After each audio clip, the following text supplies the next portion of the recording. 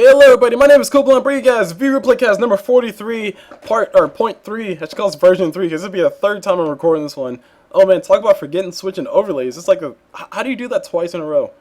Anywho, so you guys don't care about any of that. Actually, let me go ahead and do this now. Capture cursor, no. Alright, cool, so you guys can't see my cursor. I don't like seeing cursors whenever I'm doing whenever I watch somebody's video, because it's very distracting. But anyway, so we are in a V-Replaycast. Nothing else to say about that. I did have the, like I said, rewind all the way back and then pause instead of just restarting the whole entire thing because I didn't feel like doing all that. So, I do have some insight as to what happens in this game 3 times over, or 2 times over, so forgive me if I spoil things, and I will be saying a lot of the things I said before in like synthetic cued spots that I've already figured out. Like I figured out in my mind I should say this here, I should say that there, and I probably won't miss the first blood because I know exactly what's going to happen at, and I think I know exactly when it's going to happen. But at any rate, these guys are picking up the heroes. Let's go ahead and fast forward a little bit, because I've grown a little bit impatient. And cool, from here on out, I will not fast forward, I promise. Actually, nah, I won't fast forward.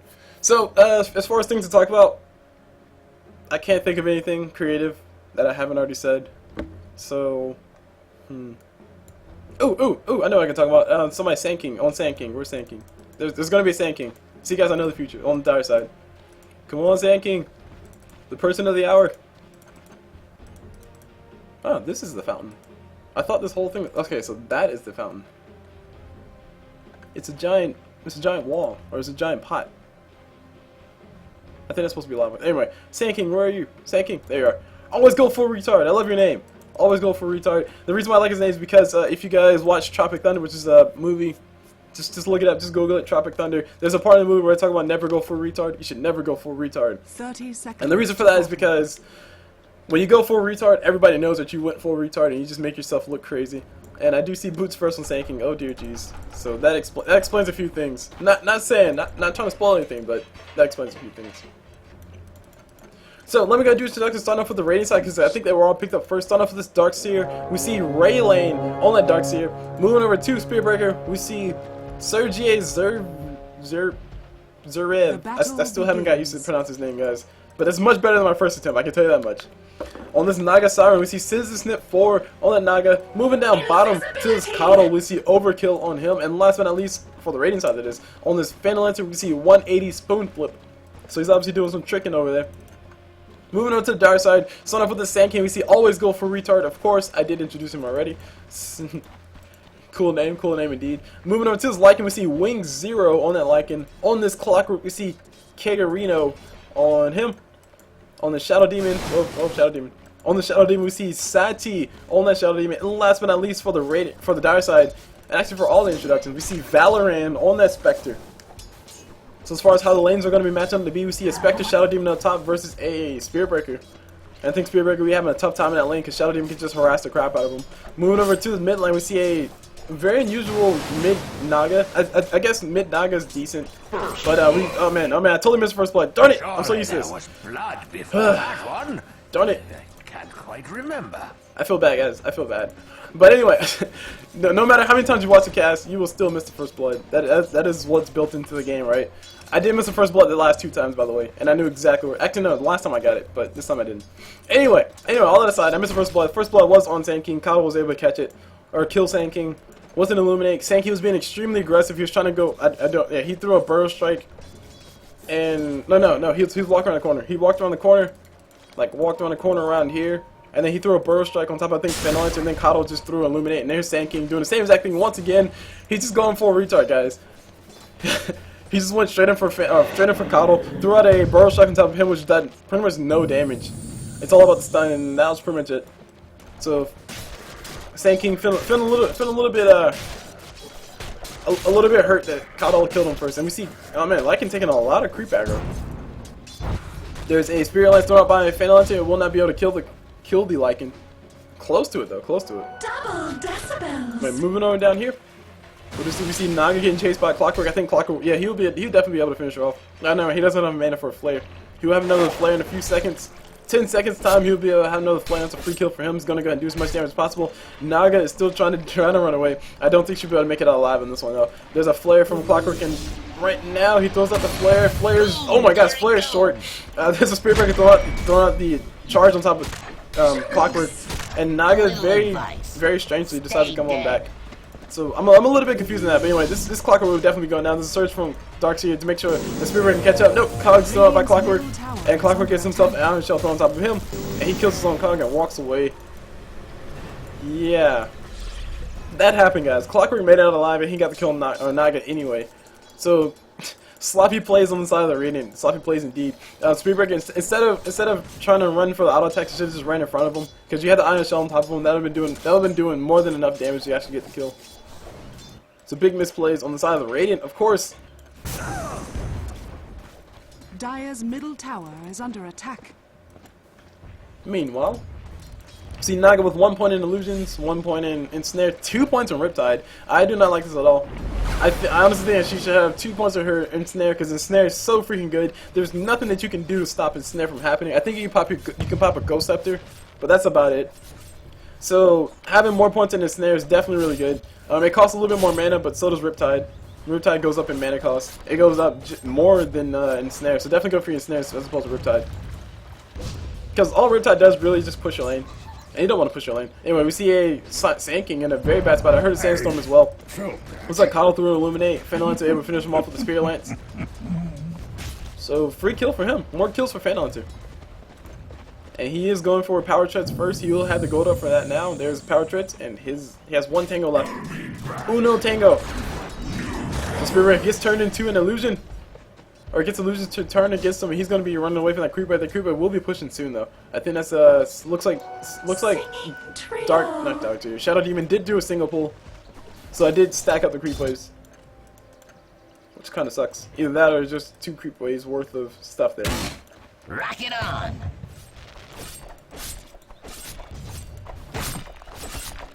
Taking a look at the items, as far as items go, we see almost everybody has boots and stuff with Clockwerk. I saw Sand King start with the boots first. We all saw Sand King start with the boots first, which I said that explains a little bit as to why he died.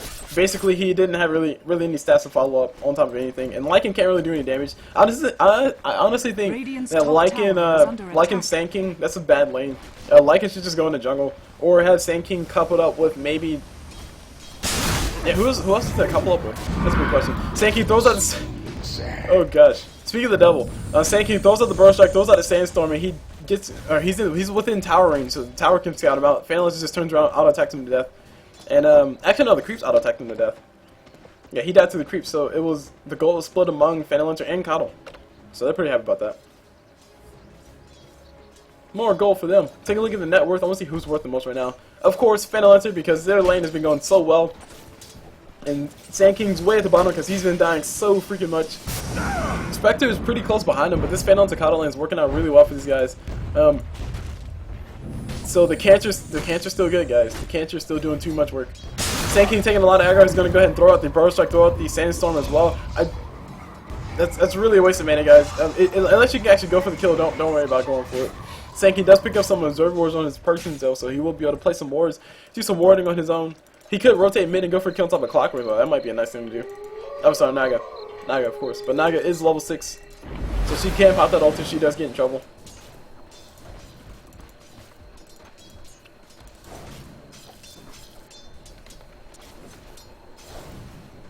Oh, down bottom. I see engagement happen on top of bottom. We see a Coddle throw out Illuminate. It does hit 2. I think Lycan will be seeing his first death of the season. No, never mind. Sand King goes down instead. Phantom's able to finish off the Coddle. Or sorry, Phantom's able to finish off the Lycan. And there's Coddle donating a healing salve to Phantom to make sure he stays nice and healthy. Pretty cool play, pretty cool play. And we got Naga just chilling out here. She's building herself treads by the looks of it. And she has that belt of strength. Oh. Dire's bottom tower is under attack.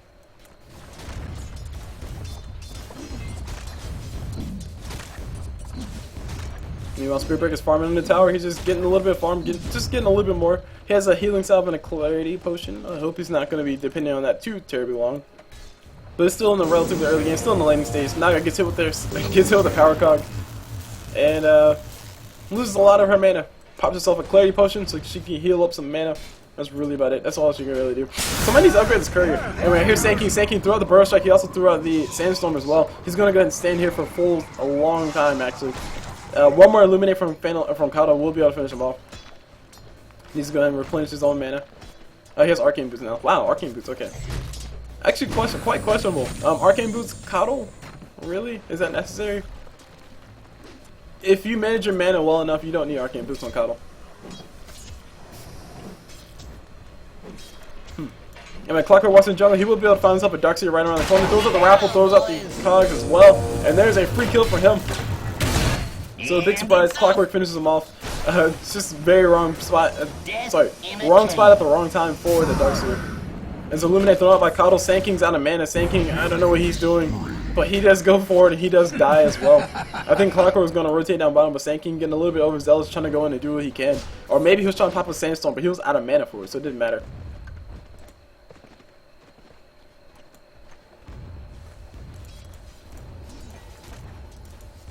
So if you guys are wondering about the random moments of silence, the reason why I'm doing that is because I'm conserving my voice. Because like I said, this will be my third time recording this exact game. And I don't want to continuously talk like I did before.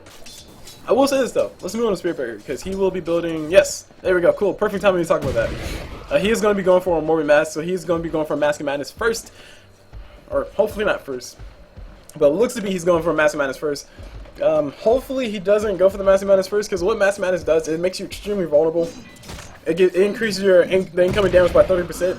And just to put that into perspective, like, yeah, we can say 30% this, 30% that, 15% this, 50% that. But 30% extra incoming damage, that's a lot of damage.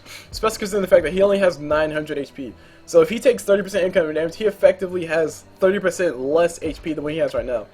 So his effective 30% less HP would be 3 times 9, so 27, 270 less HP than what he has right now, and 270 less HP of 967. That's a lot. That's a fourth of his HP that's going to be gone because he has a Mask of Madness. So it's over a fourth. Of course, it's over a fourth. Now, instead of doing that, or instead of going for that first, what I would recommend would be to like finish your power charge and then go for. Finish your power charge and then go for a bracelet. We will be seeing engagement happen on top of here. Shadow Demon a little bit late with that disruption, but he does throw a disruption on top of Spirit Breaker. And here's wow, Spectre going down. Ulti from Spirit Breaker will be getting thrown on top of Shadow Demon. Shadow Demon will go down as well. Double kill for Naga instead. She has a double damage as well, so she's hitting pretty hard. For 146, I think that's what the number is.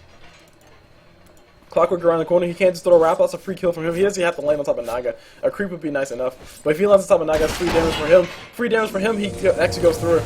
And he throws on the battery assault.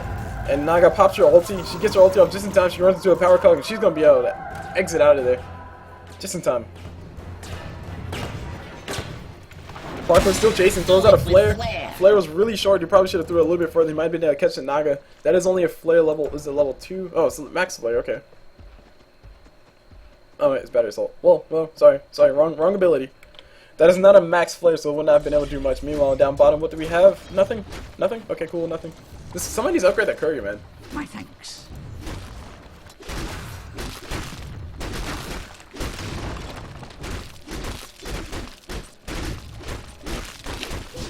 Just take a nice sip of my water.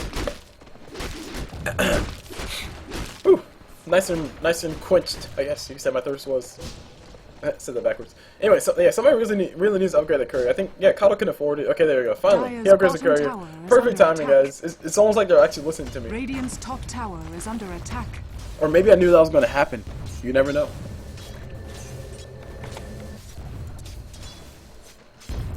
So we got TP down bottom. These guys are ready to defend this bottom tower. This bottom tower is below half HP, of course.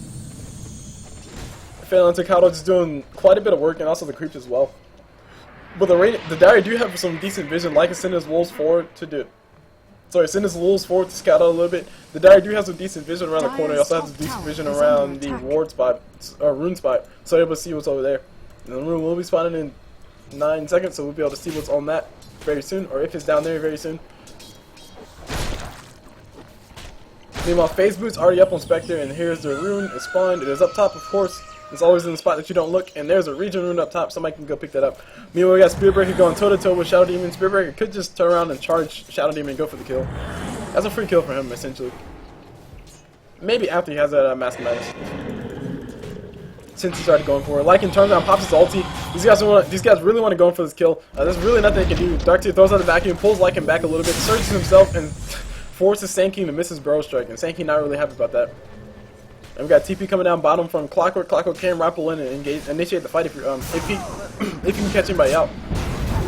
But not with his team with that low though. And he rappels on top of Sand King, throws out his cogs. Cogs don't really do anything except for hitting illusion. And we got Spear Breaker charged on top of Lycan.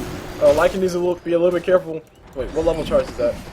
Never mind, it's only level 1 charge. It's gonna take forever. 600 movement speed, guys. It's like some 56 more movement speed than the maximum speed or something like that. 66, whatever. Actually, no, it's 8. 78, whatever. Super comes around, throws out he needs to throw his ulti now on top of Clockwerk if he wants to go for a kill. He's getting bounced around all over the place. He's gonna he runs into 3 different cogs and gets hit with everything. He gets some mana from that coddle. He's gonna go ahead and go in. He has Tunnel Vision right now. He needs to go ahead and back out. His team's not gonna be behind him right now. Naga's out of mana for ulti. Yeah, Naga's out of mana for ulti. She can't be doing it, or she won't be able to do anything at all.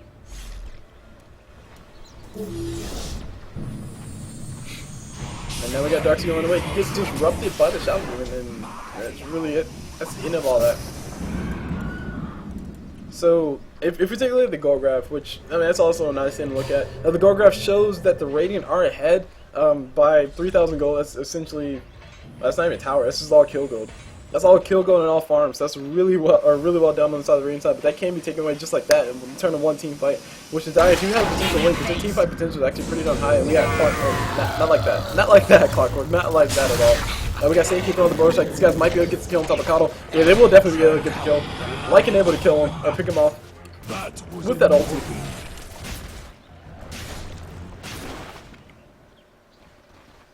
And that pretty much ends all the aggression over there. So the Dire are able to win the bottom lane push. They can't just push in this lane. Lycan is really nice at pushing, if he had a point at how, actually. That's freaking free 20 damage for heroes and free 4 damage for minions. So if he had that, I wouldn't necessarily say maxed up. If he had it up like at a few more points, he might be able to just push that bottom tower down pretty darn easily, even if a Phalanx is down here, especially since the Coddle's dead. Nobody really left to push the lane. So they're going to go ahead and rotate mid instead. And just do a little damage on everything. So it looks like Lycan will be going for, who really knows? He has his power trades, he has his magic wand. He can go for Vlad's pretty safely at this point in time. He has his boots at least. And he also has the magic wand, which gives him some more sustainability. As opposed to just going straight up for Vlad's, because once you go for Vlad's, that's pretty much saying, hey, I'm going for Roshan, and you go now. And yeah, Spectre's going to go push mid tower, take a little bit of damage from everything. Naga's here. Naga needs to throw a net. Her net range is actually pretty darn far. She would have been able to catch that Spectre. She would have been more ready for it. Nothing Spectre could do but hunt and then run away. Even then, oh man, we got Spear Breaker charged on top of Clockwerk. Clockwerk does take a lot of damage. Whoa, this is actually going to be a close one. Clockwerk throws out a Rappel as well, so he can do a little more damage. Battery Assault does end. Spear Breaker throws the ulti, and then Clockwerk pretty much going to be going down. But the creeps, I think the creep aggro will be enough to actually take him down. Will he be going down soon? No, he's out of range. Just barely out of range. Creeps have ADD. They say, no, bro, I ain't going for that guy. And Spear Breaker makes it out alive. So moving on down bottom, what do we see a Sand King gets his ulti off, gets the epicenter off, and now Phalanx is in a lot of trouble. Shadow Demon disrupted himself. Regeneration. Might have been a misclick, but Shadow Demon definitely disrupted himself. Not too sure why, but he disrupted himself. Okay. Vanguard purchased up by Darkseer. So Darkseer wants to be a little bit more survival and be a little bit more utilitarian for his team. He wants to get ready for the mid game. Blinding Light throwing for Coddle. Coddle's going to go ahead and charge up Illuminate. Throws out Illuminate. He's trying to run away. And he should have been running away a long time ago. He gets a full charge on that Illuminate. It does miss. It does kill the wolves, but it misses Lycan though. And Lycan did, or his ulti was already up, or popped. And he's trying to run away. Naga can't pop her song. She needs to go ahead and pop her song before Darkseer dies, because Darkseer will be dying, or if she doesn't. What are you doing? Pop your song, Jesus. As Naga popping ulti, letting her team disengage the fight. And Coddle's gonna go ahead and stand here, pops out of the blinding light. And that's pretty much it. So he's gonna go ahead and stand still while his yeah, just chill out.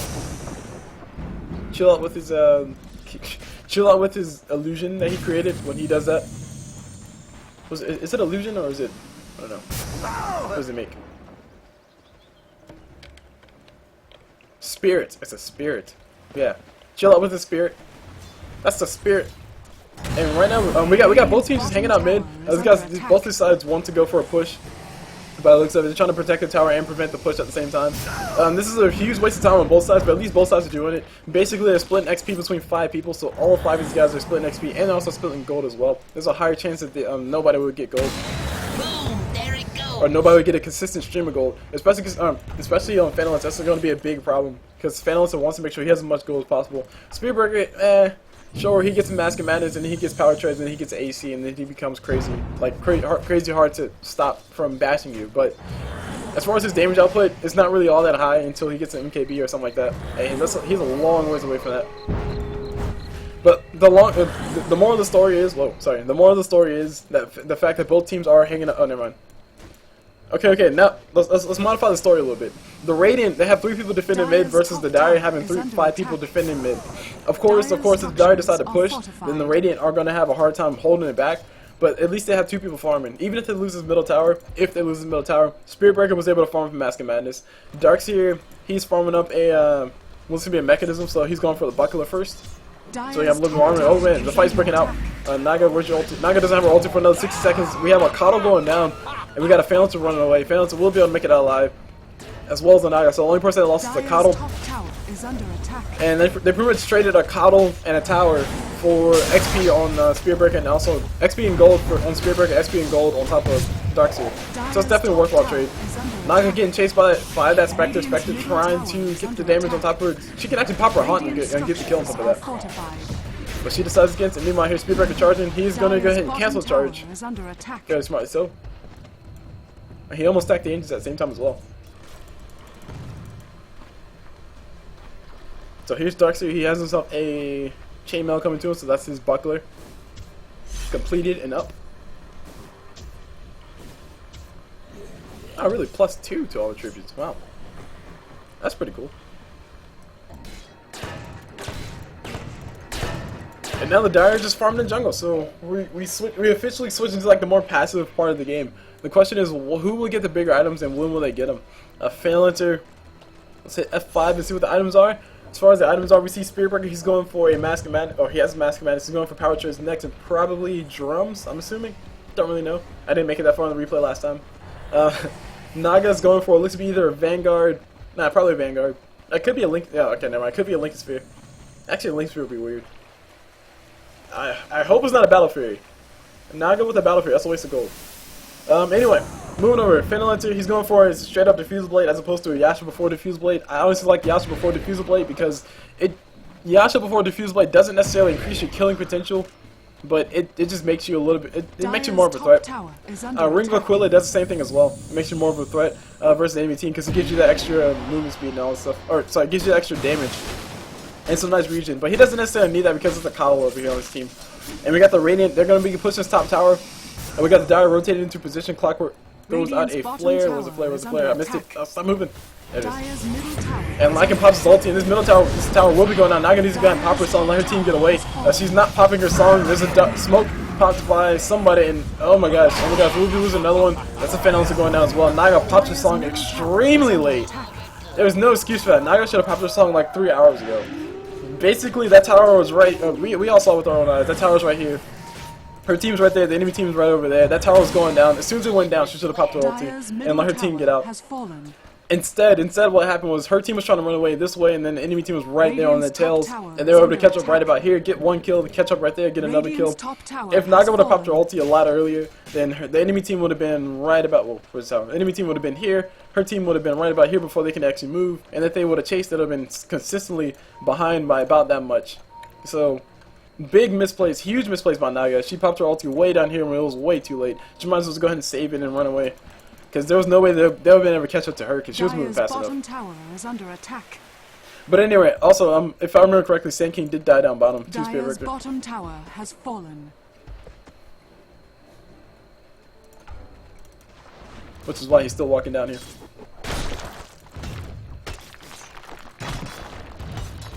My thanks. And Spearbreaker's charging. Oh man, Spearbreaker's charging Sand King. He has no detection though. But if he's able to actually get everything off before Sand King throws out the Sandstorm, then he'll be able to get the kill. Nope, he won't be able to go for it. Sand King turns around, throws out everything, and Spearbreaker will be able to get the skill on top of him. Throws out the ulti. Sand King overestimating the amount of damage that he can actually do. And there's Spearbreaker getting a free kill.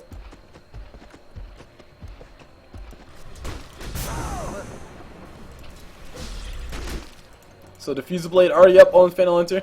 Just going to go ahead and use it on top of Lycan, get rid of that haste ring that he just had. And probably not the best target to go for when you want to go for a kill on top of Phantom Lancer. Or with a Diffuser Blade person in general, because Lycan can just turn on pop his ulti and he'll be out like that. Maybe Spectre would be a better target, but she can actually do the same thing. She can pop her haunt and then jump to another person and then be out like that. Meanwhile, Spirit Breaker is still farming. What will he be building next is a big question. He could be actually going for anything. Naga is going for her Battle Fury. Oh jeez. Oh dear jeez, guys. Guys, please do not go for Battle Furies on Nagas. Naga with the Battle Fury does nothing for illusions. In general, when you have an illusion-based hero like Spectre, she's actually an illusion-based hero because of her ulti. Like Phantom Lancer, he's an illusion-based hero because he makes illusions, and Naga as well because she can make her own illusions. When you have an illusion-based hero, just build yourself as many illusion-type items, or sorry, stat-efficient items as you possibly can. Naga turns around, throws her net on top of a Lycan Wolf, as opposed to the actual Lycan. Probably a bit of a misclick, but it doesn't really matter. Lycan does disengage as well. Alright, all the same. And yeah, Battle Fury on top of Naga. The reason why Battle Fury on Naga is not really a good idea is because the illusions, despite whatever animation you see on top of them, despite everything you see on top of them, they benefit absolutely nothing, or nothing absolutely they benefit zero from a Battle Fury. They do not get any cleave. I want to say they don't get any damage. I'm pretty sure they don't get any damage because your illusions only get the damage based off of your base attack speed, which is base damage, which is the white number. And the green number is the extra damage. And we will be seeing a game that happened here, so I'll continue to explain it later. We see Kato throw out the Illuminate a little bit early. Actually, it's fully charged. And we got Spectre popping an ulti. Beautiful ulti coming from Spectre. Beautiful ulti coming from everybody else. Naga setting everything up really well. Lycan taking crap ton of damage. Mechanism was popped by somebody. I didn't see who it was popped by. Mechanism popped on the other side as well. There's an ulti from Shadow Demon popping on top of Shadow Demon, popping on top of Darkseer. And now Shadow Demon will be going out. He's out of mana. He's going to get mana leaked. He's going to get netted. And his life is gone. Officially gone. On to the next. So good setup from Naga, and that's the thing about Naga. Whenever you play Naga, it's hard to know when to pop your song. Just know that if you guys are running away, if your team is running away, you know the team fight is F-worded or messed up, and just go ahead and pop that ulti and run away. It's worth it to keep your teammates alive. Anyway, Phantom Lancer did go straight up for Diffuser Blade level 2, which I actually don't think is a bad idea. A lot of people might say, "Oh man, you're wasting Diffuser Blade charge." Just 7 Diffuser Blade charges. You just wasted because he did use 1 charge on top of Lycan, if I remember correctly. At least 1 charge on Lycan.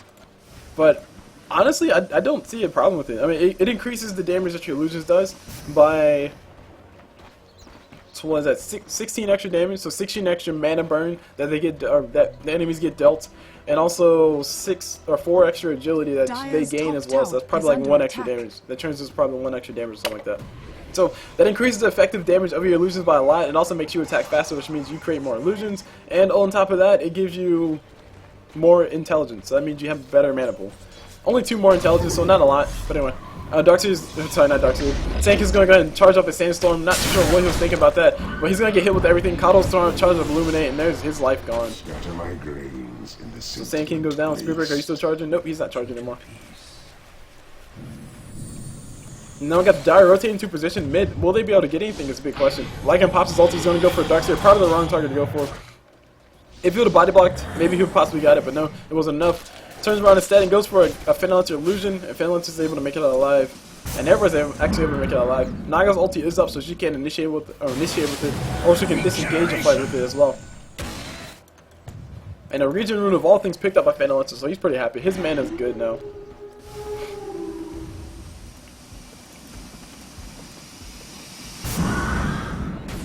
And this just shows you the power of a Kato. Basically, Kato can just destroy a creep wave just by charging Illuminate. He charges Illuminate, the entire creep wave is gone. That creep wave is going to push the creeps all the way back to right about there, unless the heroes tanked it up. But now the creep wave is gone, they can't really do anything, and that's it. That's the end of all that aggression. So that's the end of all that momentum the creeps are gaining. So we got Naga coming around the corner. Yeah, she will pop her song. I do remember this correctly.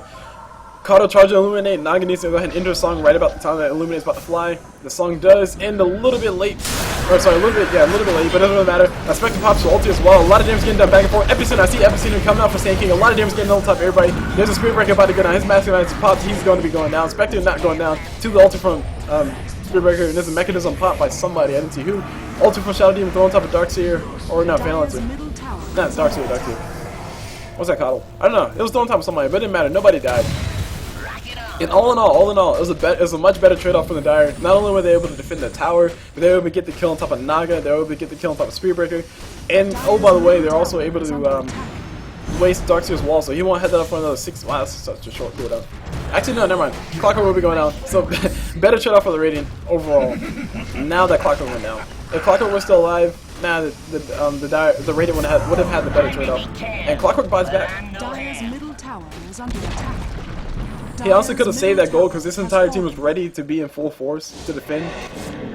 But now that he bought back, he's not only wasting his gold, but it's also a little bit out of luck. Darkseer, speaking of which, Darkseer's out of luck right now. He's out of mana. He gets some mana from somebody. I think he got some mana for Arcane Boots. He pops it back in instead of popping a Surge. And I think we might be seeing a Phantom go down. No, we're not. Yeah, hold on. Whoa. I heard. Never mind. No Phantom going down. And Coddle might be the only casualty inside this one. Now he gets surged up by the Darkseer.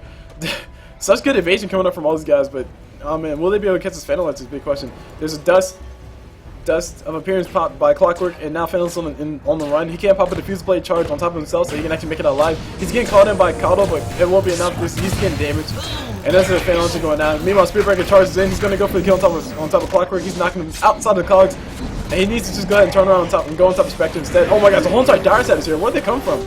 And now the Dire will be getting the kill on top of the Spearbreaker. Spearbreaker, you done goofed, bro. You done goofed. And Darkseer will be disengaged in the fight by running away.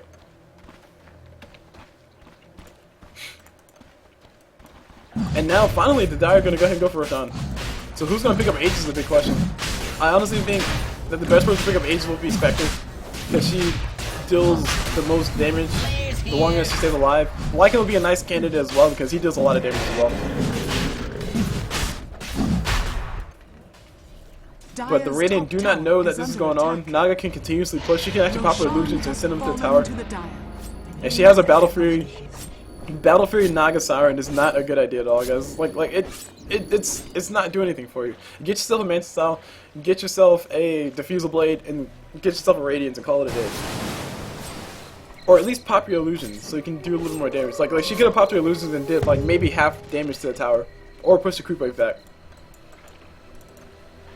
But Naga's illusions are hitting pretty badly. Like her illusions are, the damage on her illusions is actually pretty sad right now.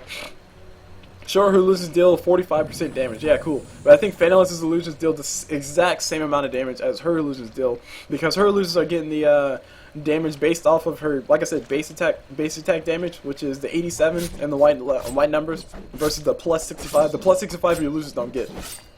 All your illusions get are the base numbers. So Phantom, he has all base numbers, and his illusions are hitting pretty darn hard.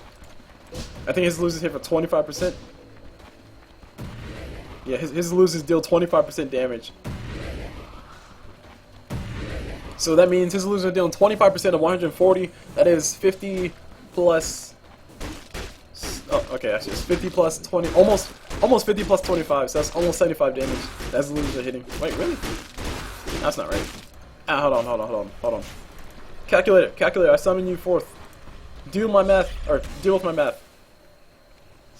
140 times 0.25. 35 damage. Wow, really? That sucks. And let's compare that to Naga's damage, or Naga's illusions damage, which is what? What is that? Hurry up. Dire's bottom 89 tower is under attack. Times points. Is it 45? Yeah, 0.45. 40 damage. So her illusions actually hitting not that much harder. Just a little bit harder. And when Naga pops her ulti, she's able to get it off. Everybody's stuck inside of one spot. Her entire team could be potentially rotating. Darkseer gets a kill on top. Sand King pops illusion, pops his wall, pops his vacuum as well. A little bit overkill, but he gets a kill on top of Sand King nonetheless. And the Dire are now in full retreat. They need Sand King in this fight though, because the whole entire Radiant side can't help but clump up, because they have a Phantom, they have a Naga, they have a Spearbreaker, they have people who want to get close. And Sand King will just destroy the crap out of these guys. He just basically throws out one burst strike and catches all of them, and everybody else just deals all the damage.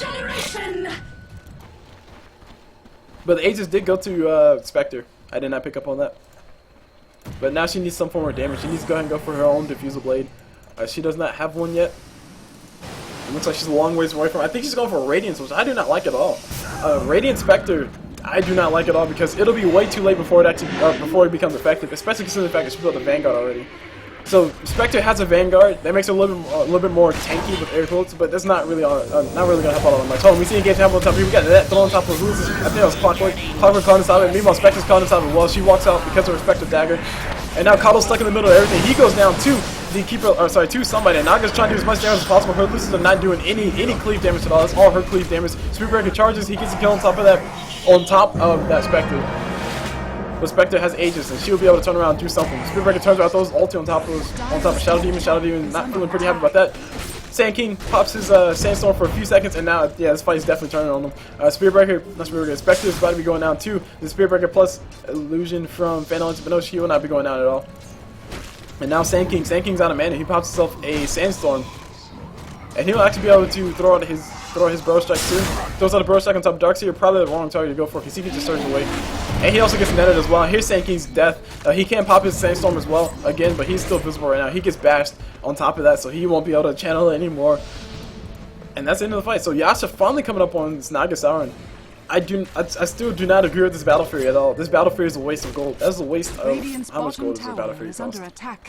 That is a waste of 4,350 gold. You could have spent that gold towards your Mantis style. You could have spent that gold towards your Diffusal Blade. Naga needs stats. Naga needs stats. Having plus 65 damage that does not translate to her illusions. Having the cleave that does not translate to her illusions. Having stats translates to illusions. And having, like right now her illusions will deal quite a bit of damage. 16 extra damage. And also move a little bit faster. 10% plus 15%, or sorry, 10% movement speed faster, and I think they also get the bonus attack speed. I'm not too sure. I can't remember that correctly. Well, not bonus attack speed, but like the extra attack speed. Maybe not that. I think the only thing illusions get is, hold on, I can actually look at that. Nope, let's not look at that right now. They could potentially get the bonus damage, but I don't remember correctly. But even if they do, that's not helping them all that much. 65 extra damage on top of your illusions, and their damage is reduced by 55%. I mean, is it really worth it? It's a big question. I know, we'll find out soon. We'll find out when we see who wins the fights and all that stuff. Sand King going for the Aghanim Scepter as opposed to a Blink Dagger. I like Blink Daggers better because it just lets you engage better. Basically, Blink Burrow Strike, and that's a free stun on top of anybody on any part of the map in any situation at all. Cuddle charging that Illuminate, it will be killing this entire creep wave and also doing some damage to Lycan. And Lycan getting his mana drain. He's getting hit with everything. He's gonna go in straight in. Oh, sorry. Lycan's gonna go toe to toe with Phantom. Phantom's about to be going down. Epicenter from Sand King. Beautiful epicenter from him. A little bit more damage is all they need for that Phantom to be going down. And Phantom is able to walk out alive. Clockwerk can throw a raffle if he knows he's over here, but he has no vision. He has he's not aware that this is going on. Meanwhile, down bottom we see Naga and somebody else. Naga and Spearbreaker puts his bottom tower. Naga's gonna go ahead and go for the tower. She can't pop her ulti. She's gonna pop her ulti now. She needs to stop waiting. Oh my gosh, she's about to be on a mana. Pop your ulti, Naga. Pop your. Oh my god, pop your ulti. And Naga just going down for no apparent reason. Just one ulti pop is all she needed. She could have popped her ulti, and Spearbreaker and her could have walked away, made the great escape, and been fine.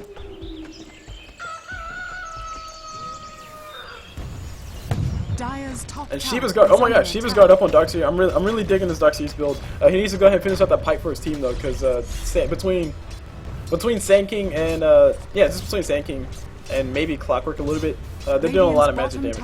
But Darkseer has no problem taking out this entire tower. Radiant's bottom tower has fallen. Because he has like crazy armor. He has plus 15 armor. 15 armor plus. Not just 15 armor plus. Yeah, plus mechanism. So 20 armor, which is a lot of armor to have. Oh, there it is, right there. 30 armor. And remember guys, each point of armor effectively increases your HP by 6%. So right now Darkseer is getting what? What is that? 60 plus... Actually, no. Yes. It effectively increases your effective HP from physical damage, sorry, by 6%. So that is 60 times 3? Really? Wow. No, that can't be right. More math guys, more math. Because Dota's all about the numbers. So let's see, 0.06 times 30. equals 1.8. Wow, okay, so he's effectively increasing his effective HP by 180%, which is a lot. Sankey throws out a burst stack and makes Clockwerk miss his grapple, but Clockwerk can actually still go in. He's going to go ahead and throw out the clouds, and here's Darkseer caught inside, but these guys are caught inside the wall, Replica, and they're taking a crap ton of damage. Darkseer's going to go ahead and pop his epicenter and do a lot of damage on top of everything, but Darkseer is just a little bit too survivable. He gets killed on top of everybody, and Naga, a beautiful song from her, able to help her team, or help her ally get away, and they can actually start fighting now. They're just wasting time on top of the ulti of Lycan. BKB pop by Lycan. BKB pop by Spear Breaker. He's gonna go ahead and try to do as much damage as possible on top of the Lycan. And Lycan gets bashed, and now he gets netted as well. There's nothing he can actually do, and he goes down. Free kill for him.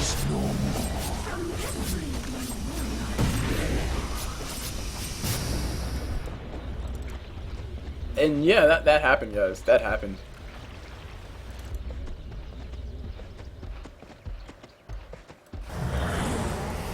So, Shadow Demon looks like he's building himself a Shadow Blade.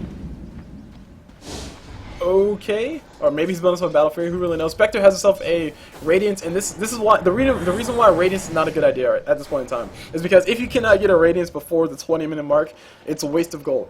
The reason why it's a waste of gold is because by that time, by about like after the 20-minute mark, after the laning stage, after like maybe a few team fights here or there, the enemy team has enough HP to withstand all the damage that they're doing to just kill you outright. Or they have enough magic resistance to actually withstand the damage and kill you outright. So basically, let's take a look at Darkseer. Darkseer is the perfect example. The Radiance does magic damage. It deals 45 magic damage in a nice little aura.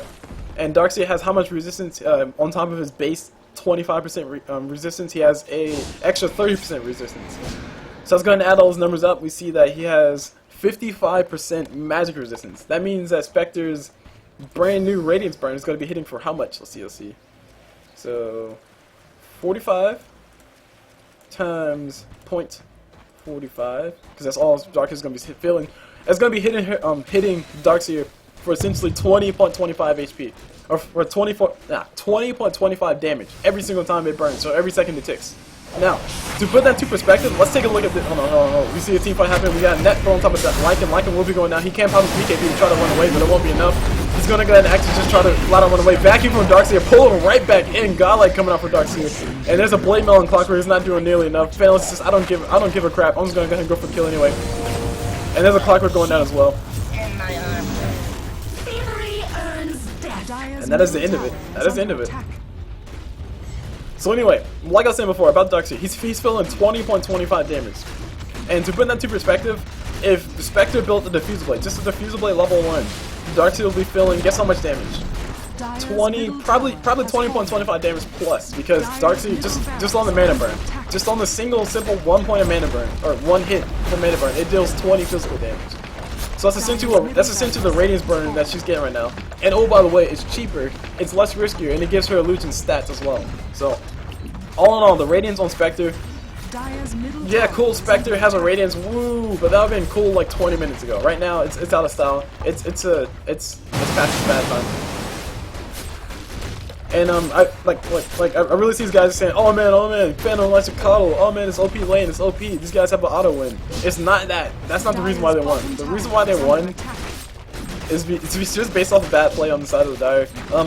A few bad plays at the wrong time on the side of the Dire. Mainly on Sanking, like Sanking going down a little bit too early, but when he should have been staying alive. As you guys saw, if Sand King popped his epicenter, it did a lot of damage in the fight. If Sand King got a good burrow strike off, it pretty much let them win the fight. But if Sand King died and Sand King wasn't available in the fight, then pretty much his team lost the fight. If Lycan popped his ulti and didn't really catch anybody, he pretty much didn't really help his team at all. He pretty much lost the fight as well. So, and also Spectre as well. Spectre's spending such a long time farming up. She has a Vanguard, she also has a Radiance. She has a damage item, sure, but she has a Vanguard. I mean, Vanguard is really nice before like the 35-minute mark, I guess, if you want to put it that way. If you want to put a number on it. Mainly because this blocks a flat amount of damage. It has a chance to block a flat amount of damage, as opposed to blocking a percentage of your HP. And I'll talk a little bit more about that afterwards. So we see these guys doing a little bit of fountain farming, and you also hear me just talking a little bit.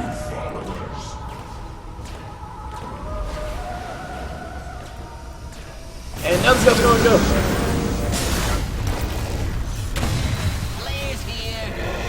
Dire's Ancient is under attack. So I'm just being a little bit quiet now because I mean this guy's just fountain farming. I'm not gonna spend a lot of time talking about it. At least Spirit Breaker. At least Spirit Breaker is going for the kill on top of the Ancient. Dire's Ancient is under attack. And there we go. The Ancient explodes. That is the end of the game. That is it for this one. And I had a few things I wanted to talk about, so I'll go ahead and talk about those. It's been a long day. Feels like I recorded like 20 different videos, but I've only recorded one. Ooh, that's pretty. Waiting for the items to go through. Cool. Let's go ahead and pause it. And okay, let's go ahead and talk about a few things. So this game was suggested by Citizen Snip. So thank you, Citizen Snip, for sending this game. This is an interesting game indeed, but you honestly got to work on when you use the songs, man. You got to use your sleeps. And also, I was going to start from the top, move my way down, and talk about the items because items are usually the biggest thing. Also plays as well. If I remember anything, I'll talk about the plays that they made. But starting off with the Spirit Breaker, of course.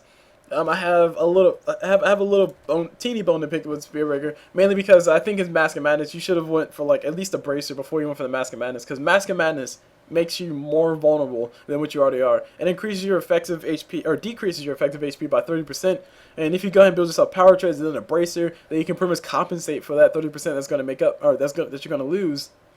And then you also have the ability to perma bash, and oh by the way, a bracer gives you extra damage as well, so that'll give you a little bit extra damage to actually kill somebody. Also, another thing I'll state is that I'll say that lifesteal is freaking overrated. The reason why I say it's overrated because everybody says, oh my god, it's lifesteal. If I get 15% lifesteal for every one of my auto attacks, that's going to like make me sustainable in team fights. Yeah, it's cool. Sure, lifesteal gives you 15% of your damage as regen. But what you have to consider is two things. One, you have to consider how fast you actually attack. Actually, no, you have to consider three things. One, you have to consider how fast you attack. You have to consider how much damage you actually do to begin with. And also, you have to consider how much damage your enemy is going to be dealing to you at the same exact time. So once you consider all three of those factors, let's say you attack very slow, and you do a crap ton of damage. Let's say you do 400 damage per attack. So you're getting 15% of that 400. That's 15 times 4. That's 60 damage. That's 60 extra HP that you're going to get. And let's say your enemy hits for the same exact. Your enemy hits for 400 damage as well. And they have some base region. Actually, let's ignore everything else. Let's just say that they hit for 400 as well. And you guys attack at the same exact attack speed, same exact damage, and you're getting 60 extra HP per second. Yeah, okay, that's cool because you're gonna have more regen than they have. Of course, we're ignoring all other forms of regen. You're gonna have a little bit more regen than they have. But now let's put it in the same situation. Let's say you hit for 100 damage and they hit for 200 damage, and you have the extra life still. Long story short, you're not gonna be alive for that long because they're gonna hit you for a lot harder than you're actually regening. Because when you have 100 damage and you steal 15% life, you heal for 15 HP every time you hit somebody, and you guys are hitting the same exact attack speed, and he's hitting for 200, you're hitting for 100, he's going to destroy you regardless of what you got. I mean, you might as well just go for a strength item and increase your damage that way, and also increase your HP pool to maybe you can actually match up with them. But having that 15% life steal, that's not going to do anything to keep you alive. So I honestly think life steal is like the most overrated thing in Dota of all time. Now, of course, when you have somebody like a Phantom Assassin, or somebody like a Skeleton King who crits for crazy amounts of damage, or maybe even Juggernaut, your lifesteal is really nice for them because when they crit, like let's take Phantom Assassin. She crits for, I think when she crits, she gets like 400% of her damage as a crit. So let's say Phantom Assassin, she hits for 100 damage and she has a, well, to keep it simple, let's give her just a Morbid Mask, which is 50% lifesteal. She has that. So she crits and she gets like 400 damage on top of somebody. She's getting a free 60 regen on that crit. And oh, by the way, she's still auto-attacking the crap out of you. So let's say she gets another crit, so she gets another one. She can also attack really fast as well, with her Blink Strike or whatever it's called. She can attack really fast as well. So that means she can regen pretty fast, considering the fact that, sorry, she can regen a lot pretty fast when she's attacking really fast. So my main point being, lifesteal's overrated. If you don't attack fast, don't worry about it.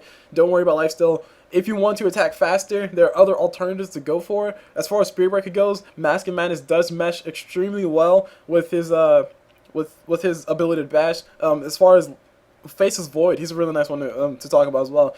His ultimate matches extremely well with the Mask of Madness, mainly because when he pops his ultimate, and let's say he catches everybody on the enemy team inside his ultimate, there's going to be no sources of damage to actually deal damage to him to take advantage of the fact that he has an extra 30% damage incoming to him. So long story short, They're different cases, different. You have to look at each one separately. There are different exceptions here, different exceptions there, but the main thing is lifesteal is overrated. Like don't rely on lifesteal completely for your regen because it's gonna come back to bite you in the butt later. It happens all the time. So anyway, that's pretty much all I'll say on Spiritbreak. I spent too long talking about him. Let me move on to Naga, Citizen Snip. Thank you for sending his cash. He's actually one of my friends. I played with him a few times, but still, do not build Battle Fury as an illusion-based hero. Building stat-efficient items is significantly better. Having a Battle Fury gives you 65 extra damage. So let me go actually look this up before I spew around nonsense that's not true. I'm actually going to look up the... No, I don't want to do that yet. I'm actually going to look up if illusions get the extra bonus damage. So, go to illusions. And while I'm doing that, I'm also going to talk about the fact that Naga went for everything that I would expect to see a Naga go for, minus the Battle Fury. But she got it late. She finished the Battle Fury first. And in theory, you want to finish your Battle Fury early so you can actually have more time to farm. But that's usually on heroes that can travel really well. Like say a Spectre, she might want a Battle Fury because she can actually go from neutral camp to neutral camp pretty easily with her Spectral Dagger. Anti-Mage is an extremely good example because he can just blink all over the place and just get all the creeps in like 10 seconds flat or something like that. And actually, hold on, let's see. All right, passive abilities. Illusions cannot use. I'll read this from top to bottom. Start off with raw damage, armor, and attack speed increases. Illusions cannot use that. Health or mana regeneration, including lifesteal, regardless of what animation they show. I'm including that. Including Vladimir's offering. If a fan unless it gets a Vladimir's offering, he's obviously hasn't paid attention much in Dota class. Most unique attack modifiers, with the exception of feedback on melee illusions and others mentioned above. Cleave is listed. Passive. Keep in mind, I'm reading from the list of passive abilities illusions cannot use. Cleave is listed. Your illusions, regardless of what animation they show, they do not cleave. Basically, Naga built the Battle Fury and it does absolutely nothing for illusions. The main reason why, I'm actually gonna, hold on. Let me finish reading everything. Bash, including Monkey King Bar, regardless of what animation they show, so your illusions cannot bash people. Damage block from Vanguard and Poor Man's Shield, etc. They cannot benefit from that. Magic resistance from items such as Cloak, Hood of Defiance, or Pipe of Insight, they do not benefit from that. Sniper's Headshot, so his mini bash, they do not benefit from that. Ricky's Backstab. So basically, if you build a Ricky and you have a Manta style and you're like, oh man, my illusion's doing more damage because I'm hitting from the back, they don't benefit from that. They don't benefit from that at all. And a greater or lesser maim from items such as Sanjay Yasha, Heaven's Halberd. So they don't benefit from that at all. Now, going back to the case of Naga, you built the Battle Fury. Basically, you built three things, Battle Fury gives you three main things. Battle Fury gives you raw damage, Battle Fury gives you some nice regen and mana regeneration, and Battle Fury gives you some nice cleave as a melee person. You essentially built three things that your illusions cannot use, so you were benefiting your illusions nothing at all. And the reason why I'm like putting so much emphasis on this is because you maxed your illusions first. So that tells me, as a viewer or as a caster, that you wanted to have your illusions do as much damage as possible. So you built a Battle Fury thinking, oh, my illusions are going to have more damage, they're going to have a cleave, and I'm going to be cool with that. No, your illusions get absolutely none of that because your illusions, I repeat, your illusions cannot benefit from raw damage, your illusions cannot benefit from health or mana regeneration, and your illusions cannot benefit from cleave. That's basically everything that Battle Fury does, your illusions cannot benefit from it. So that was a waste of your gold. You could have built yourself a Yasha, and then built yourself a Diffusal Blade, and then built yourself a Manta Style, and then built yourself some Boots of Travel, and call it a day, but instead, you built a Battle Fury. Do you see where I'm going with this? Basically, you wasted a lot of gold. You could have even built a Vanguard and then built a Yasha and then built a Manta Style, Diffusal Blade, and then built a Manta Style. So long story short, Battle Fury on Naga Siren makes no sense at all because Naga is all about her illusions. She wants her illusions to do crap to the damage. She also wants a Manta Style to make sure her illusions. She wants to pop her ulti, pop a million illusions, and then kill everybody at that instant. Cleave is not going to do anything because your illusions don't get cleave. Only the source here gets cleave, and that's a waste of your gold. Anyway, so that's all I'll say about that. I really want to spend a long time talking about that one specifically because it's a huge misconception people have about illusions because even though illusions, like lifesteal, for instance, I've seen a few Fanalancers in the past build themselves a Vladimir's Offering, and Vladimir's Offering does absolutely nothing for illusions. I think the illusions can carry the Vladimir's Offering aura. It says illusions will bestow any aura that the original hero has, however, with the exception of auras that increase attack speed, movement speed, they usually will not benefit from them. So, your illusions can carry the aura for Vladimir's Offering, but they will not be able to benefit from it. So they won't have the extra damage, they won't have the extra movement or extra regeneration, they won't have the lifesteal. And I see Fanalancers all the time say, "Oh man, I'm gonna build myself a Vladimir's Offering, and my illusions will be unkillable." No, your illusions don't get anything from it. So just get that in mind. But Battle Fury is also another misconception item that people say, "Oh man, I'm Kunkka and I built myself a Battle Fury." And I have a Manta Style as well. I don't know why you built Manta Style as a Kunkka anyway. But I have a Manta Style as well. I'm going to have a crap ton of cleave. No, your illusions don't cleave, man. Your illusions don't cleave. So, that's all I'll say about that. Wait, actually, that's not all I'll say about that. As far as what alternatives I would recommend for Naga, for Citizen Snip, the person who's in this video, I would recommend building yourself a Yasha, and then building yourself a Diffuser Blade, and then building yourself a Manta Style. Of course, you can rearrange those items all you want, depending on what you're facing. And if you really need to, if you have a really tough time staying and farming, build yourself a Vanguard before you build any of that. Maybe finish your treads, and then build yourself a Vanguard, and then start building yourself a Yasha, and then build yourself all the other things. But the moral of the story, don't build a Battle Fury, because your illusions do not benefit at all from that item. Basically, because you built your Manta Style and your Diffuser Blade late, you had a Battle Fury and Power Trays and a Poor Man's Shield, or sorry, Stout Shield, for 30 minutes of the game. So your illusions were getting nothing from it. And then at the very last second, you got the rest of the items, and your illusions were hitting much harder. Your illusions were getting the mana burn on top of people. So, anyway, I'll stop at that.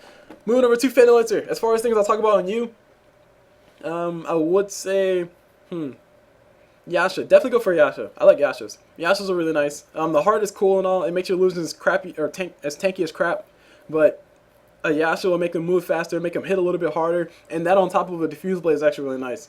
Another thing I'll say in defense of Fanalancers, Fanalancers did, I guess you could say he rushed for Diffuse Blade level 2 if you want to put it that way.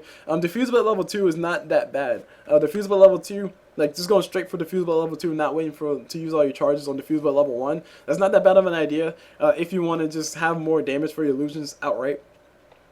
Because, like I said, I think it says in the cast, while I was casting, it effectively increases your illusions HP by at least 16 extra damage. And 16 extra damage when you have 20 illusions hitting everybody at once. I mean, that's a lot of damage that's increasing by. Let's say Fanalancers has 5 illusions and they're all hitting for 16 extra, or they're hitting for 16 extra damage. That means, so 5 different illusions hitting for 16 extra damage. So 5 times 16, that's 80 extra damage that all of his illusions are hitting. I think it's totally worth it. I don't think there's anything wrong with that. And the only thing I would complain about is I see no Yasha, so I'm sad. Also, Chrysalis. That's another thing to bring up too. Let me go ahead and go back to the list of things that illusions do not benefit from, because illusions surprisingly do benefit from Crit Strike. Now, a lot of people might say, "Oh man, illusions don't benefit from anything," but no, they do benefit from Crit Strike. Here we go. I'll read this. Passive abilities illusions can use. Critical Strike. It should be noted that the red number is before the illusion reductions. So basically, your illusions can actually crit. If it shows like a crit for 1,000, then they actually hit for whatever the reduction is. So let's take the case of Naga. Her illusions hit for 45% of the damage. So say her illusions crit for that's 10,000. Let's say her illusions crit for 1,000. Let's multiply that by 0.45. So her illusions actually hit for 450 damage, and that's a lot of damage. So Crit Strike does work on illusions. Don't confuse that with everything else. Anyway, moving on to Coddle.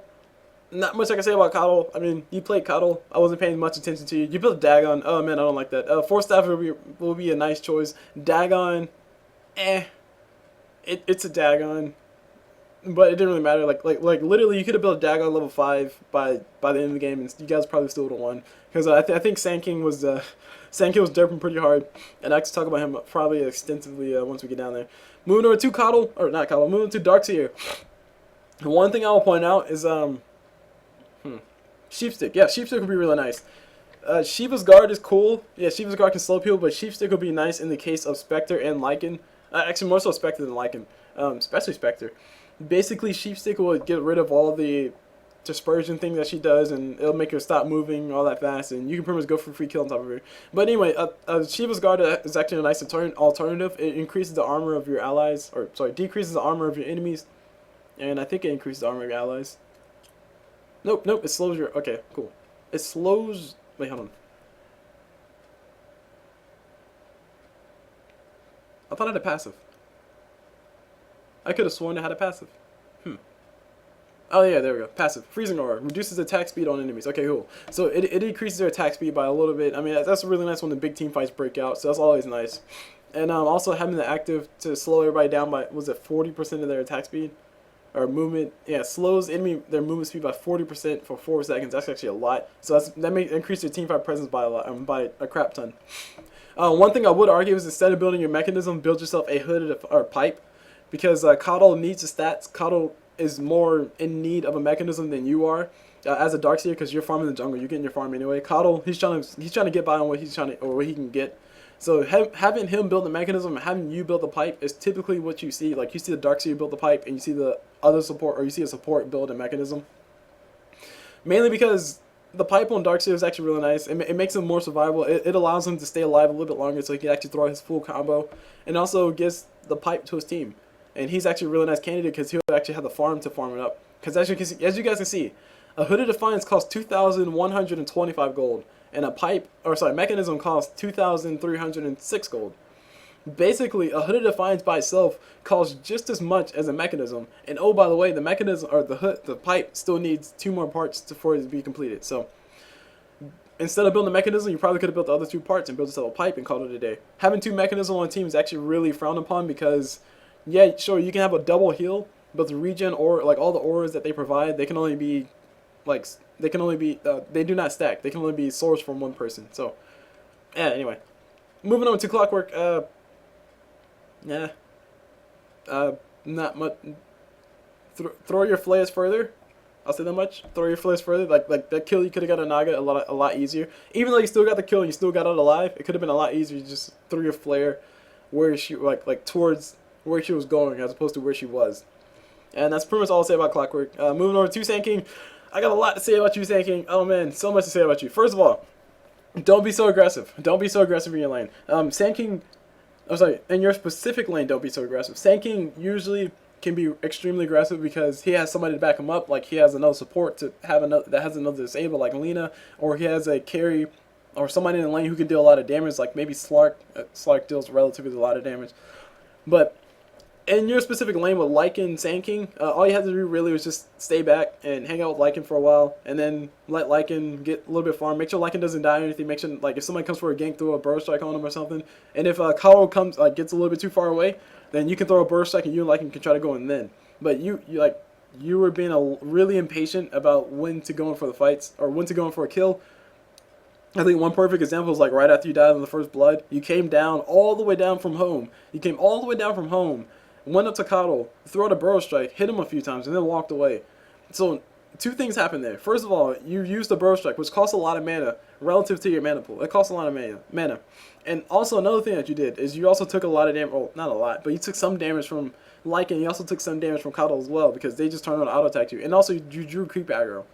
So you wasted your mana. You took a little bit of damage, and Feneliter and Coddle were just like, what's this guy's problem? Like, we're still fine. We're still good because we still got regen. So, excuse me.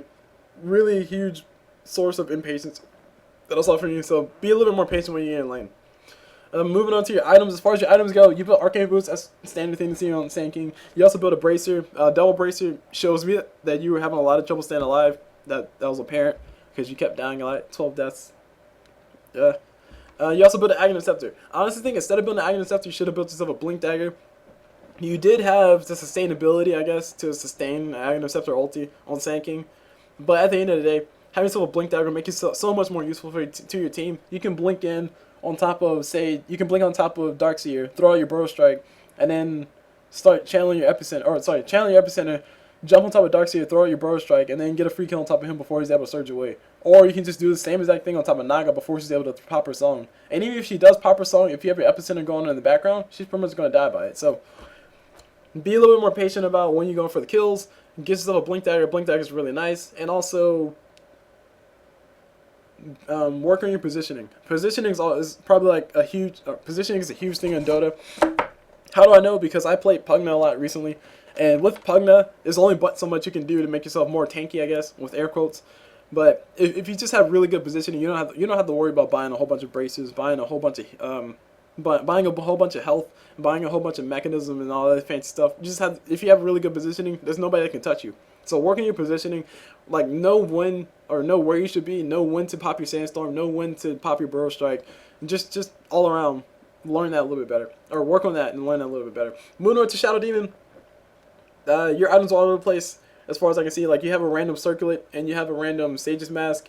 I would recommend finishing whatever you're building. I think you might have been trying to go for a Urn of Shadows, which would have actually been really nice for your team.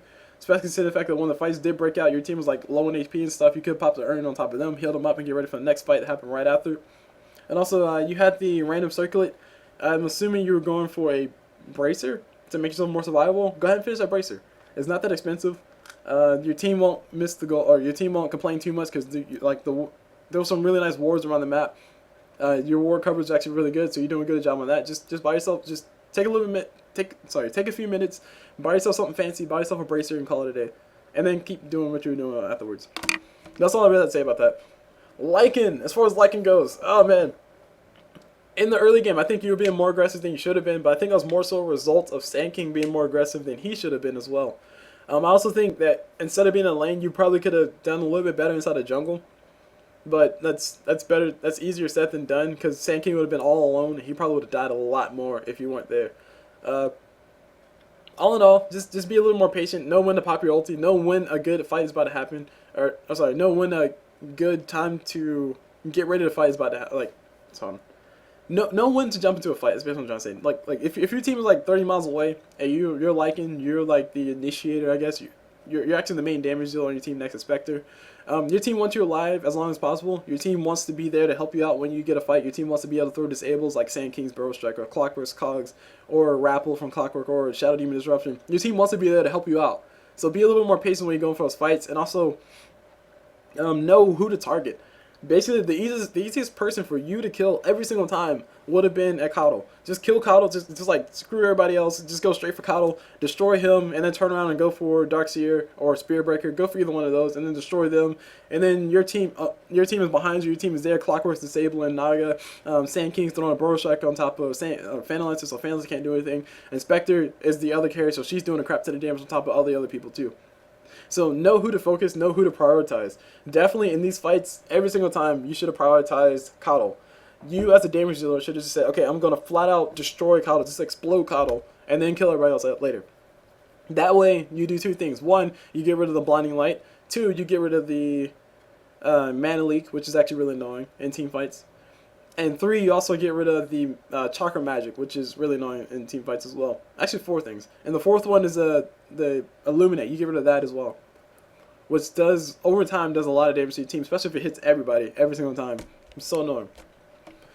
So definitely know who to prioritize. Definitely know how to focus. As far as your item build goes, I can't complain too much because you didn't go for you didn't rush straight for Vladimir's. At least you stopped and built yourself a magic wand, and then you finished your treads first. I've seen a few times where Lycans built brown, just flat out brown boots and straight up Vladimir's, and just try to go for Roshan and died every single time because the enemy team knew about it and they just went in and killed him. But I guess it's a relatively safe thing to do. Is like go for power treads and then magic wand, so you can have some form of extra stats and also a nice source of regen, and then go for Vladitz and then go for Roshan. But you guys actually didn't go for Roshan all that often. I think it was only one Roshan death in this entire game. So anyway, moving on to Spectre, who's the last person on this map, and now end it right there. As far as Spectre goes, a few things to talk about on you as well. So, you built yourself a Vanguard. What that tells me is that you want to farm a lot longer. That means that tells me you want to stay in lane, just passively, just kill all the creeps and get more gold so you can buy yourself bigger items.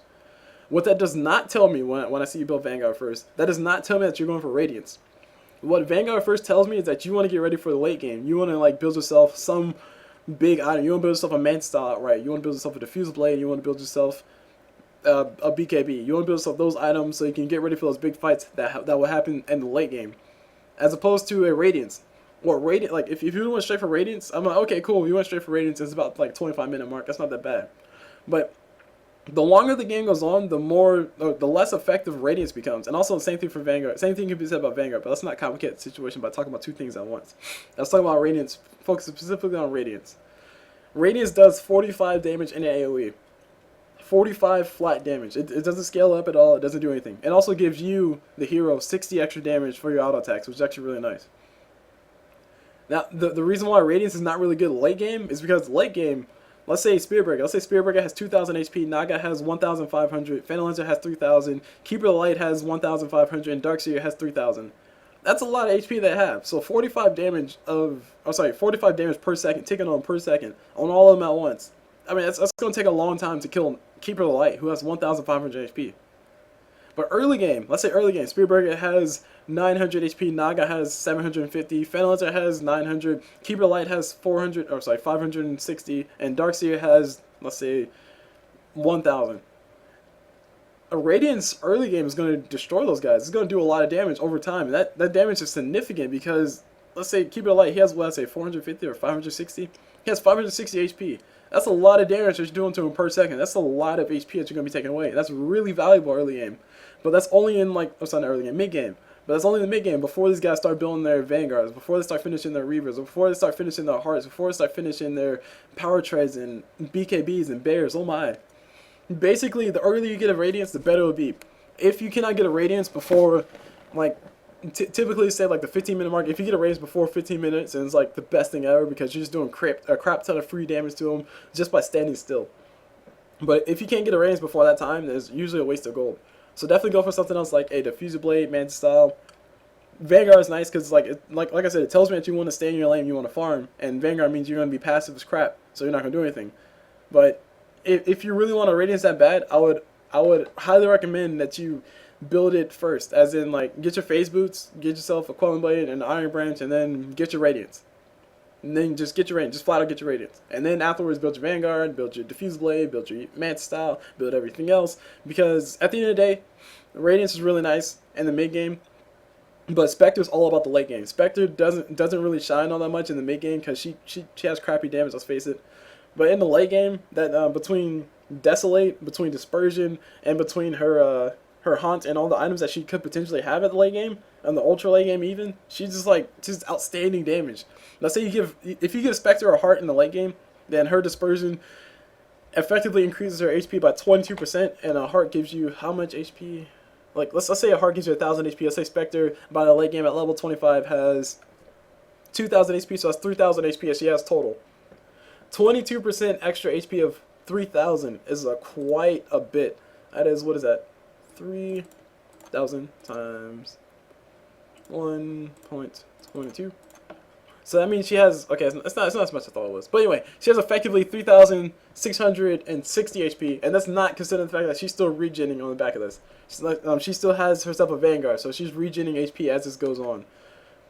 So, long story short, ultra late game Spectre shines very well, but not with a Radiance. Radiance is not what makes her shine. Her items, her Diffuser Blade, her Mantis Style, her Daedalus will make her shine extremely well in the late game. So, going for the Radiance, go for that earlier in the mid game so you can get a few kills, get ready for the late game, or maybe get your late game a little bit earlier than what's typically expected. But I would not recommend building yourself a Radiance so late because that thing took you forever to build. It was like maybe a 35-minute Radiance, which is not ideal by any stretch of the word. It's about 20 minutes from ideal. So anyway, that's all. Oh, whoops, sorry, just dropped stuff. That's all I'll say about everything. I hope you guys enjoyed the cast, and if you guys have any replays, please send them in because I am still doing replay cast. This one is a little bit late because I had to record it a little bit late. Sorry about that. Like I said, I did record it 3 times, and it was going to be on time if I recorded the first time, but that didn't happen. That didn't happen. Like I said, it's all free cast, and I'll see you guys whenever.